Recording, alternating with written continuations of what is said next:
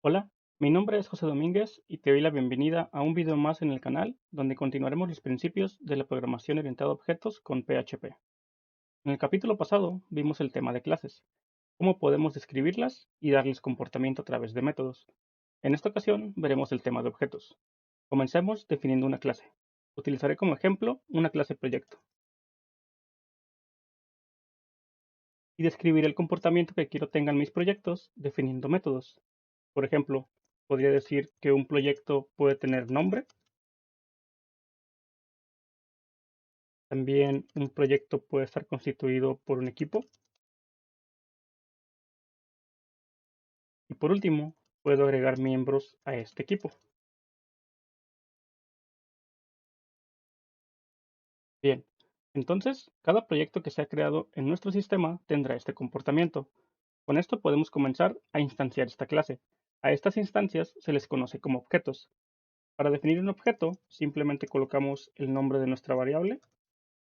En este caso le pondré project1 igual new y el nombre de nuestra clase. Y aquí pasaré el nombre del proyecto como argumento. Estos parámetros que pasamos a nuestra clase al momento de instanciarla son parámetros que recibe el constructor de nuestra clase. Sin embargo, no tenemos definido dicho constructor. Para hacerlo, realizamos public function e invocamos el método mágico construct de PHP. Recibimos nuestro valor, en este caso será el nombre, y lo asignamos a una propiedad que aún no he definido. Definimos nuestra propiedad y ahora, cada vez que instanciemos un objeto de esta clase, recibiremos el parámetro name y lo asignaremos a nuestra propiedad.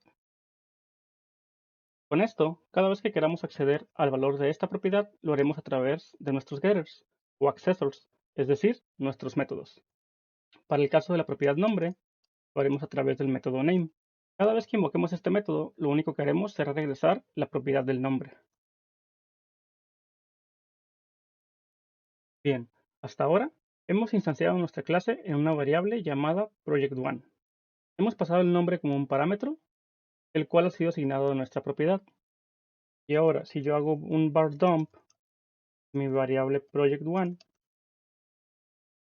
y ejecuto mi código, vemos que tengo un objeto de tipo proyecto, el cual tiene una propiedad name, que tiene visibilidad protegida y tiene el valor de project1. Ahora, si invoco el método name y vuelvo a ejecutar, vemos que solamente obtenemos el valor de nuestra propiedad. Bien, ahora agreguemos miembros a nuestro equipo.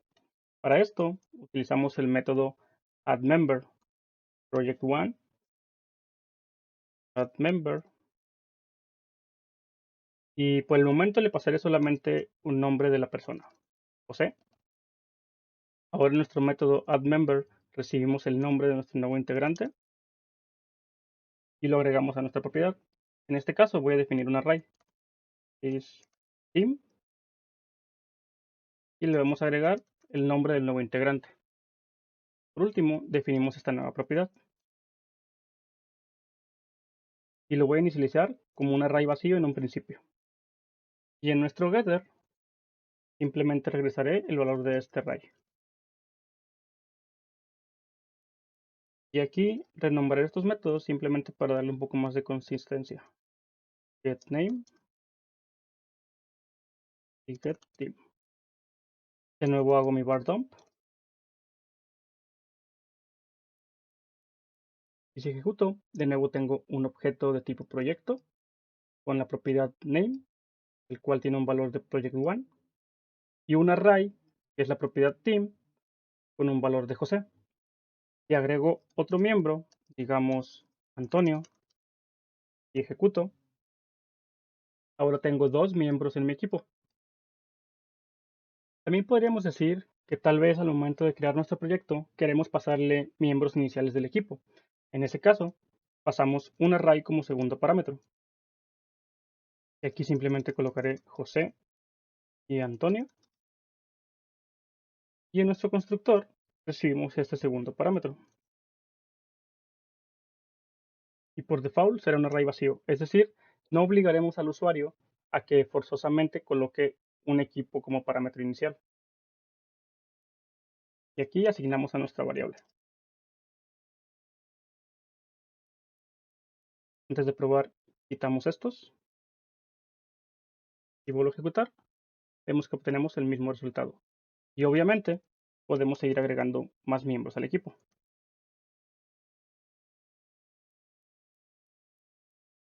María. Ejecuto y ahora tengo 3 integrantes. Bien, sabemos que podemos instanciar clases utilizando la palabra reservada new, pero también podríamos utilizar un constructor estático. Un constructor estático podría ayudarte a nombrar este proceso de creación de una manera más natural al lenguaje hablado. Por ejemplo, podrías decir que el proyecto puede ser creado, puede ser iniciado o la palabra que tú más prefieras, lo que más le haga sentido a tu aplicación. En mi caso, utilizaré la palabra iniciar o init en inglés. Entonces, para definir nuestro constructor estático, lo que tenemos que hacer es definir un método. Public static, porque va a ser estático, function init, y recibiremos exactamente los mismos parámetros que en nuestro constructor. Podemos copiar esto de aquí y los pasamos. Y aquí simplemente regresamos una instancia de nuestra clase. New static. Como nota, al declarar un método estático se podría decir que es un método global, ya que puede ser llamado desde cualquier parte de tu aplicación sin la necesidad de instanciar a la clase que lo contiene. Por este motivo, ten un poco de cuidado con la lógica que defines dentro de estos métodos, ya que podría ser utilizado desde cualquier parte de tu aplicación. Sin embargo, en este caso, el único propósito de este método es el crear una nueva instancia de la clase, así que podríamos decir que no hay ningún problema. Entonces, si así lo requieres, en lugar de usar la palabra reservada new, podrías decir project init y de esta manera podrías crear una nueva instancia, tal vez de una manera más legible para tu equipo o tu institución, dependiendo de la aplicación. Y vuelvo a ejecutar, vemos que seguimos obteniendo el mismo resultado. Para agregar un poco más de complejidad a este ejercicio, generalmente un integrante de un equipo no consiste solamente del nombre, tal vez sea un usuario de nuestro sistema que tiene datos como correo electrónico, teléfono, las habilidades, etc. En esos escenarios busquemos el sustantivo, tal vez usuario, es decir, vamos a crear una clase user y de nuevo, como lo mencioné en el primer capítulo, este consejo del sustantivo no siempre será 100% efectivo, pero conforme vayas practicando te irás dando cuenta el cómo nombrar tus clases sin la necesidad de recurrir siempre a este método. Entonces voy a decir que mi usuario puede tener un nombre y tal vez un correo electrónico. Defino mi constructor y recibo los parámetros para inicializarlo y los asignamos.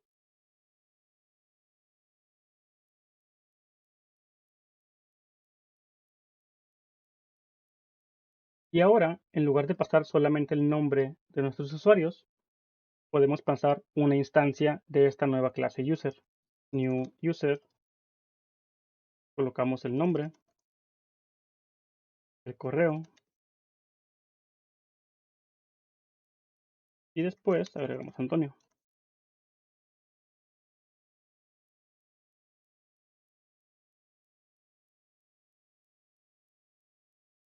Tomamos este de aquí, ejecutamos.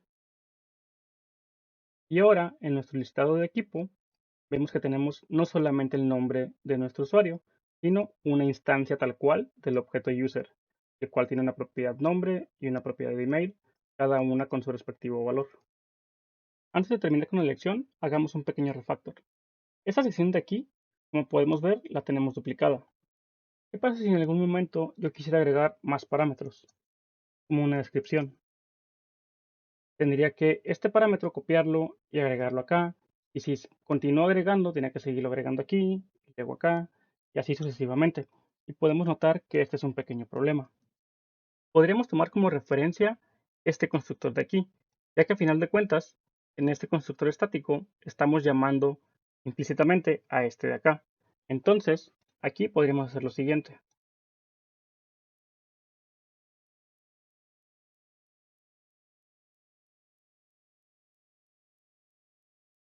y ejecuto, tenemos el mismo resultado. ¿Qué pasó? Si no estás familiarizado con esta sintaxis, lo que estamos diciendo es que estamos recibiendo n número de parámetros y los estamos convirtiendo en un array. Para comprobar esto, si hago un var dump de estos argumentos, aquí los tenemos. Tengo mi primer parámetro y mi segundo parámetro que vendría siendo el array. De esta manera podemos recibir n parámetros y PHP automáticamente los convertirá en un array. Y acá, ese array lo estamos deconstruyendo de nuevo en el número de parámetros que recibe el constructor. De esta manera nos ahorramos un poco de código duplicado. Por último, en las últimas versiones de PHP podemos definir el tipo de dato con el que estamos definiendo nuestras variables. Por ejemplo, aquí podríamos poner string, array.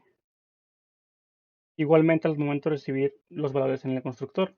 Aquí podríamos poner string de igual manera, array, string. Y de esta manera, cuando pasemos un valor que no corresponde al tipo de dato definido, PHP arrojará un error. Por ejemplo, actualmente yo estoy pasando una instancia de tipo usuario al momento de agregar un miembro nuevo al equipo. Entonces, si yo hago project add member y le pongo simplemente el nombre como lo teníamos anteriormente y ejecuto, vemos que funciona. Sin embargo, este ya no es del todo correcto, ya que aquí deberíamos estar recibiendo una instancia de la clase usuario. Y vuelvo a ejecutar, vemos que PHP me marca un error, ya que PHP espera una instancia de esta clase y yo estoy pasando simplemente un string. De esta manera podemos tener un poco más tipado nuestras variables. Y por último, a partir de PHP 8 podemos prescindir de estas declaraciones. Si nosotros en el constructor declaramos la visibilidad de la propiedad,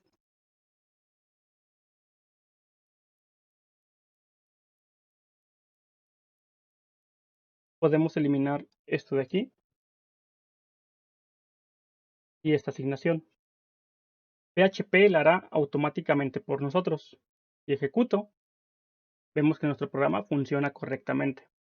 Es una manera en la que te puedes ahorrar tal vez un poco de código, pero pues tal vez te pierdes un poco de legibilidad en tu código. Ya es decisión propia qué sintaxis es la que quieres utilizar. También puedes definir el tipo de dato que regresan tus métodos. Por ejemplo, aquí colocaríamos string. Aquí sería un array. Y aquí, por ejemplo, hacemos getName, project 1. Sin embargo, si yo aquí colocara, por ejemplo, user, vemos que el editor ya me está marcando error y ejecutamos. Y PHP, en efecto, marca un error, ya que estamos esperando que lo que regrese este método sea una instancia de tipo user y estamos regresando un string. Ya para finalizar la lección, repasemos un poco. Una clase es una plantilla y el comportamiento de algo que queremos representar, y un objeto es cada implementación de esta plantilla. Aquí tenemos un proyecto llamado Project One, que tiene como nombre Project One y tiene de integrantes a José y a Antonio. Pero nosotros podemos tener un Project 2.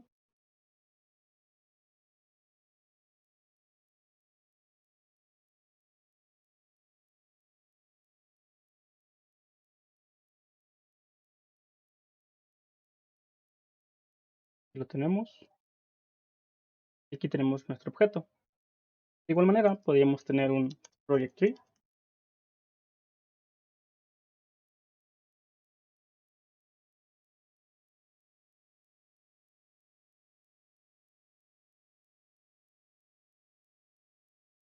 Y de nuevo tenemos nuestra instancia.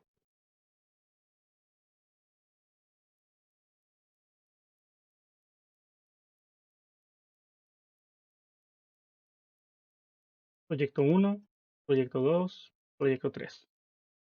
Y así conforme vayamos necesitando. Cada uno de estos proyectos son instancias únicas de esta clase. También vemos un poco más de comportamiento interno de nuestras clases. Definimos tipos de datos. Quizás notaste que en esta ocasión utilicé una visibilidad protected. De momento sígueme en esto y ya veremos más a detalle ese tema en un video dedicado. Vimos cómo declarar un constructor estático, y el propósito de este método es simplemente el crear una instancia de esta clase de una manera más entendible para el lenguaje humano. Esto ha sido todo por esta lección. Déjame en la caja de comentarios qué te pareció la explicación o si tienes alguna duda respecto al tema. Si te gustó el video o aprendiste algo, considera darle manita arriba, compartirlo y suscribirte al canal si es que aún no lo estás. Recuerda, nunca dejes de aprender y nos vemos en el siguiente video. Step fuera.